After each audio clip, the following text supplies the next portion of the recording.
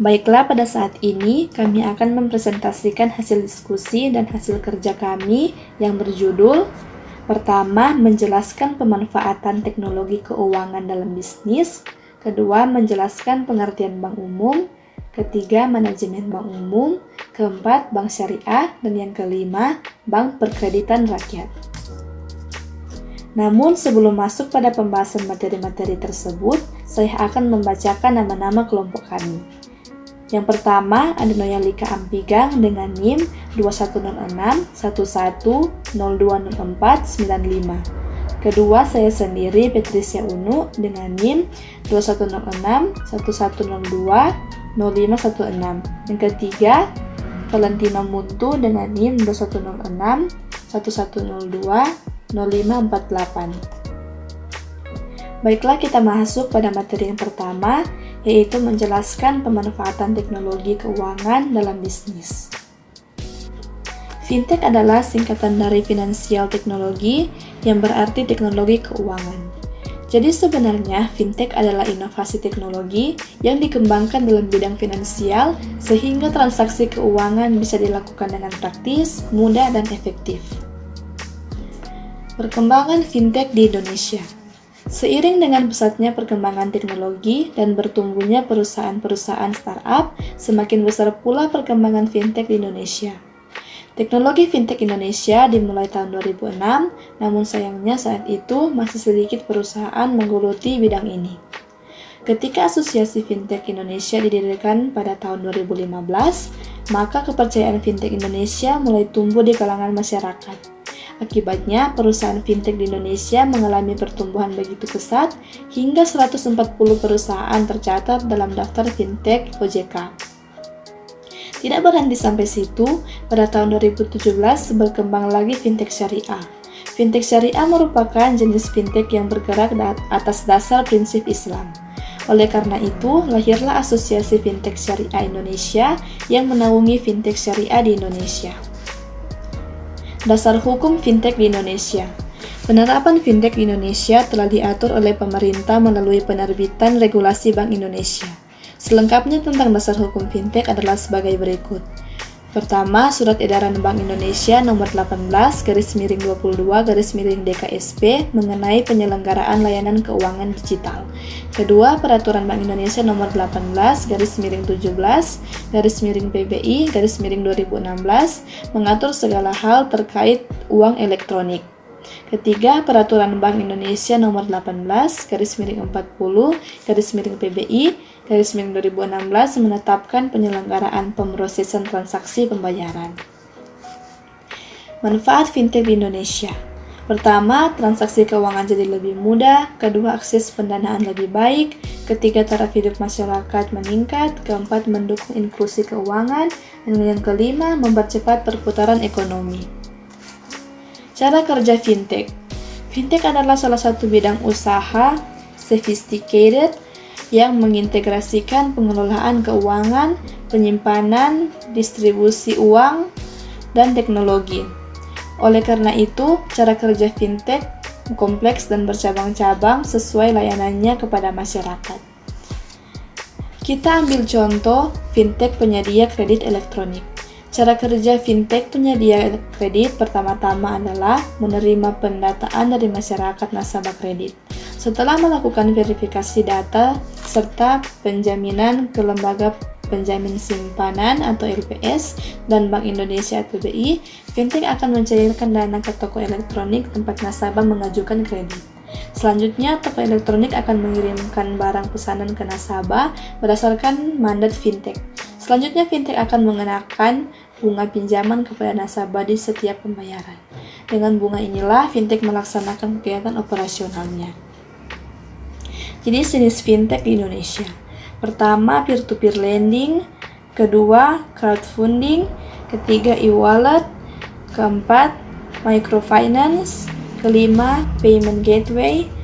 Keenam, investasi. Dan yang ketujuh, bank digital. Baiklah, kita masuk pada materi yang kedua, yaitu menjelaskan pengertian bank umum. Bank umum adalah bank yang melaksanakan kegiatan usaha secara konvensional dan atau berdasarkan prinsip syariah yang dalam kegiatannya memberikan jasa dalam lalu lintas pembayaran. Data yang disediakan oleh bank umum bersifat umum, artinya bisa memberikan seluruh jasa perbankan. Bank umum ini kerap juga disebut sebagai bank komersial. Pengertian bank menurut beberapa ahli. Thomas Mayer, Z. Lieber, dan James D. Dusenbury berpendapat bank adalah lembaga keuangan berfungsi menciptakan uang dan aktivitas yang berkaitan. R.G. Houtery mengatakan bahwa bank merupakan tempat penukaran uang berdasarkan kredit utang dan piutang oleh masyarakat. Manajemen bank umum. Pengertian. Manajemen bank umum merupakan proses pengambilan keputusan keuangan pada bank untuk mencapai tujuan yang telah ditetapkan. Tugas dan fungsi bank umum. 1. Penciptaan uang giral. 2. Mendukung kelancaran mekanisme pembayaran. 3. Penghimpun dana simpanan masyarakat. 4. Mendukung kelancaran transaksi internasional. 5. Penyimpanan barang-barang berharga. 6. Pemberian jasa-jasa lainnya. Kegiatan usaha bank umum. 1. Himpun dana dari masyarakat. 2. Memberikan kredit. 3. Memindahkan dana. 4. Tempat penyimpanan aman barang berharga. 5. Penempatan dana. Jenis-jenis dan contoh bank umum. 1. Bank devisa, yang terdiri dari Bank Negara Indonesia atau BNI, Bank Rakyat Indonesia atau BRI, Bank Mandiri dan Bank Syariah Mandiri, Bank Sentral Asia atau BCA, Bank Bukopin, Bank Danamon, Bank Syariah Mega Indonesia, Bank Mega, Bank OCBC NASP, Bank Permata. 2. Bank non-devisa, yang terdiri dari Bank Nusantara, Bank Artagraha, dan Bank Jasa Arta. Bank Syariah. Pengertian. Bank Islam atau disebut Bank Syariah adalah bank yang beroperasi dengan tidak mengandalkan pada bunga. Bank Islam atau disebut bank tanpa bunga adalah lembaga keuangan atau perbankan yang operasional dan produknya dikembangkan berdasarkan pada Al-Quran dan hadis Nabi SAW, atau dengan kata lain, Bank Islam adalah lembaga keuangan yang usaha pokoknya memberikan pembiayaan dan jasa-jasa lainnya dalam lalu lintas pembiayaan serta peredaran uang yang pengoperasiannya disesuaikan dengan prinsip syariah Islam Antonio dan Perwata Atmaja. Membedakan menjadi dua bagian pengertian, yaitu bank Islam dan bank yang beroperasi dengan prinsip syariah Islam. Bank Islam adalah 1. Bank yang beroperasi sesuai dengan prinsip-prinsip syariah Islam. 2. Bank yang tata cara beroperasinya mengacu kepada ketentuan-ketentuan Al-Quran dan hadis. Sementara bank yang beroperasi sesuai prinsip syariah Islam adalah bank yang dalam beroperasinya itu mengikuti ketentuan-ketentuan syariah Islam. Dalam tata cara bermuamalat, itu dijauhi praktik-praktik yang dikhawatirkan mengandung unsur-unsur riba untuk diisi dengan kegiatan-kegiatan investasi atas dasar bagi hasil dan pembiayaan perdagangan. Peranan bank syariah.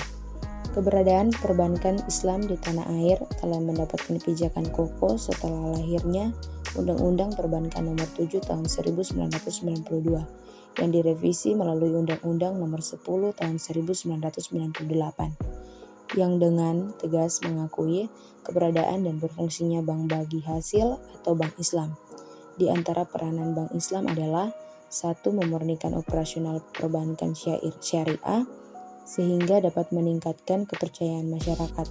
2. Meningkatkan kesadaran syariah umat Islam sehingga dapat memperluas segmen dan bangsa perbankan syariah. 3. Menjalin kerjasama dengan para ulama, karena bagaimanapun peranan para ulama, khususnya di Indonesia, sangat dominan bagi kehidupan umat Islam.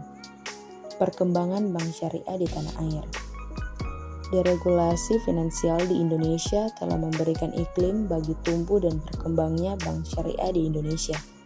Pada tahun 1991 telah berdiri 2 bank syariah, yaitu BPR Syariah Dana Mardotila dan BPR Syariah Berkah Amal Sejahtera. Keduanya berada di Bandung. Pada tahun 1992 diundangkannya Undang-Undang Perbankan Nomor 7 Tahun 1992 yang isinya tentang bank bagi hasil. Saat itu pun berdiri Bank Muamalat Indonesia. Kemudian diikuti oleh BPR Syariah Bangun Derajat Warga dan BPR Syariah Margi Rizki Bahagia. Keduanya berada di Indonesia. Reaksi berikutnya juga muncul untuk melakukan revisi Undang-Undang Nomor 7 Tahun 1992 menjadi Undang-Undang Nomor 10 Tahun 1998. Dengan demikian, diterbitkan Undang-Undang Nomor 10 Tahun 1998 memiliki kegiatan usaha perbankan berdasarkan pada prinsip syariah. Setelah Undang-Undang Nomor 10 Tahun 1998 di Indonesia telah berdiri, satu Bank Umum Syariah atau Bank Muamalat Indonesia ditambah dengan 80 BPR Syariah. Kalau dilihat secara makroekonomi, perkembangan bank syariah di Indonesia memiliki peluang besar karena peluang pasarnya yang luas sejurus dengan mayoritas penduduk Indonesia. Undang-Undang Nomor 10 tidak menutup kemungkinan bagi pemilik bank negara, swasta nasional, bahkan pihak-pihak asing sekalipun untuk membuka cabang syariah di Indonesia. Dengan terbukanya kesempatan ini, jelas akan memperbesar peluang transaksi keuangan di dunia perbankan kita, terutama bila terjalin hubungan kerjasama di antara bank-bank syariah. Bank Perkreditan Rakyat. Pengertian Bank Perkreditan Rakyat atau BPR merupakan salah satu jenis bank yang dikenal melayani golongan usaha mikro, kecil, dan menengah. Lokasi BPR biasanya dekat dengan tempat masyarakat yang membutuhkan sehingga BPR banyak dijumpai di setiap daerah yang tersebar di seluruh wilayah Indonesia. Usaha Bank Perkreditan Rakyat. Yang pertama, menghimpun dana dari masyarakat dalam bentuk simpanan berupa deposito berjangka, tabungan, dan bentuk lainnya yang dipersamakan dengan itu. Yang kedua, memberikan kredit dalam bentuk kredit modal kerja, kredit investasi, maupun kredit konsumsi. Yang ketiga, menyediakan pembiayaan dan penempatan dana berdasarkan prinsip syariah sesuai dengan ketentuan yang ditetapkan oleh Bank Indonesia. Yang keempat, menempatkan dananya dalam bentuk sertifikat Bank Indonesia atau SBI, deposito berjangka, sertifikat deposito, dan atau tabungan pada bank lain. Usaha yang tidak boleh dilakukan Bank Perkreditan Rakyat. Yang pertama, menerima simpanan berupa giro dan ikut serta dalam kegiatan lalu lintas pembayaran.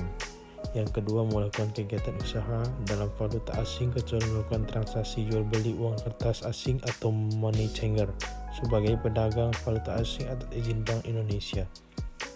Yang ketiga, melakukan penyertaan modal dengan prinsip prudent banking dan concern terhadap layanan kebutuhan masyarakat menengah di bawah. Keempat, melakukan usaha perasuransian. Kelima, melakukan usaha lain di luar kegiatan usaha sebagaimana yang dimaksud dalam usaha BPR. Badan Hukum Bank Perkreditan Rakyat. Bentuk hukum Bank Perkreditan Rakyat sesuai dengan Undang-Undang Nomor 10 Tahun 1998 dapat berupa: yang pertama, perusahaan daerah atau badan usaha milik daerah. Yang kedua, koperasi. Yang ketiga, perseroan terbatas atau berupa saham atau nama. Yang keempat, bentuk lain yang ditetapkan dengan peraturan pemerintah. Pendirian. Untuk mendirikan suatu bank perkreditan rakyat perlu melalui proses perizinan terlebih dahulu, antara lain sebagai berikut. Yang pertama, usaha BPR harus mendapatkan izin dari pimpinan Bank Indonesia, kecuali apabila kegiatan menghimpun dana dari masyarakat dimaksud diatur dengan undang-undang tersendiri. Yang kedua, untuk mendapatkan izin usaha, BPR wajib memenuhi persyaratan tentang susunan organisasi dan kepengurusan, kepermodalan, kepemilikan, keahlian dalam bidang perbankan, kelayakan, dan cara kerja. Ketiga, pembukaan kantor cabang BPR hanya dapat dilakukan dengan izin Bank Indonesia. Yang keempat, BPR tidak dapat membuka kantor cabangnya di luar negeri karena BPR dilarang melakukan kegiatan usaha valuta asing atau transaksi falas. Pemberian izin usaha Bank Perkreditan Rakyat. Pemberian izin usaha BPR terbagi menjadi dua tahap, yaitu yang pertama, persetujuan prinsip, yaitu persetujuan untuk melakukan persiapan pendirian BPR. Yang kedua, izin usaha. yaitu izin yang diberikan untuk melakukan usaha setelah pemenuhan persiapan persetujuan prinsip. Kepemilikan Bank Pegadaian Rakyat. Syarat-syarat kepemilikan BPR sesuai dengan Peraturan Bank Indonesia ditetapkan sebagai berikut. Yang pertama, BPR hanya dapat didirikan dan dimiliki oleh warga negara Indonesia, Badan Hukum Indonesia yang seluruh pemiliknya warga negara Indonesia, pemerintah daerah, atau dapat dimiliki bersama di antara warga-warga negara Indonesia, Badan Hukum Indonesia yang seluruh pemiliknya warga negara Indonesia dan pemerintah daerah. Yang kedua, BPR yang berbentuk hukum koperasi. Kepemilikannya diatur berdasarkan pada ketentuan dalam Undang-Undang tentang Perkoperasian yang berlaku. Yang ketiga, BPR berbentuk hukum perseroan terbatas. Sahamnya hanya dapat diterbitkan dalam bentuk saham atas nama. Yang keempat, perubahan kepemilikan BPR wajib dilaporkan kepada Bank Indonesia. Yang kelima, merger, konsolidasi atau akuisisi wajib terlebih dahulu mendapat izin pimpinan Bank Indonesia. Pembinaan dan pengawasan. Pengawasan Bank Indonesia terhadap Bank Pegadaian Rakyat meliputi hal berikut. Yang pertama, pemberian bantuan dan layanan perbankan kepada lapisan masyarakat yang rendah yang tidak terjangkau kebantuan dan layanan bank umum. Yang kedua, membantu pemerintah dalam mendidik masyarakat guna memahami pola nasional dengan adanya akselerasi pembangunan. Yang ketiga, penciptaan pemberataan kesempatan berusaha bagi masyarakat. Dalam melakukan fungsi pengawasan ditemukan beberapa kekurangan dari BPR, yaitu pertama, organisasi dan sistem manajemen, termasuk di dalamnya perencanaan yang ditetapkan. Kedua, kurangnya sumber daya manusia yang terampil dan profesional. Yang ketiga, mengalami kesulitan likuiditas. Yang keempat, melaksanakan fungsi BPR sebagai mestinya dengan undang-undang.